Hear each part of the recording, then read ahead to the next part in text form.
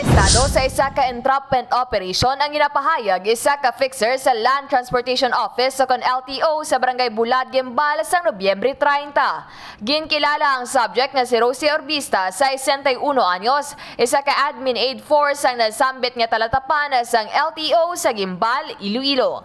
Sa interview sang Radyo Bandera Iloilo kay Attorney Gaudiuso Hirospan, Assistant Regional Director sang LTO 6, nagpatigayon sila sang operasyon na matapos makabaton sang masobra 20 ka mga reklamo gikan sa nagalain-lain nga tawo batok kay Orbista.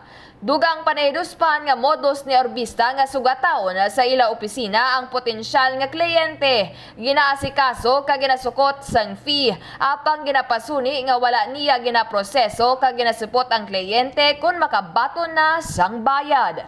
Nag-execute naman sang affidavit ang 3 katag reklamo kag nakahunong karon sa karsel sang Gimbal Police Station si Orbista kag natalana nga pasakaan sang kaso sa paglapas sang RA 11032 o kon Provisional Act batok sa fixing law. Mahimo naman magapangatubang ini sang hindi masobra sa 6 katuig nga pagkapreso o kon magbayad sang piyansa nga nagalabot sa hindi magsobra 2 milyones pesos. This is a public service oriented nga agency. So there is a line between helping and fixing. Kung magmuli ka lang dyan, no, going out of your way to help, hindi na yung 16, no? But kung nagabuling ikaw, kaga pangayo ikaw sang kwarta, kaga pasubra, ikaw, ang sobra sang kwarta, ginatago mo, or why mo gina-process, that might be fixing, no? Then that is punishable by law.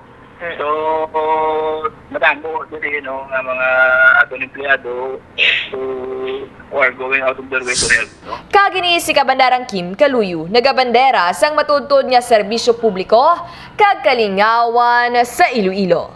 Radyo Bandera. Ang ining balita ang ginadulong sa inyo sang DTX Coffee Mix. Himo sa natural nga sangka pareho sang amarkuso, chia seeds, sugared cane extract powder. DTX Coffee Mix. Nakakapi ka na, naka-detox ka pa. DTX Coffee Mix. Mabakal sa mga butika.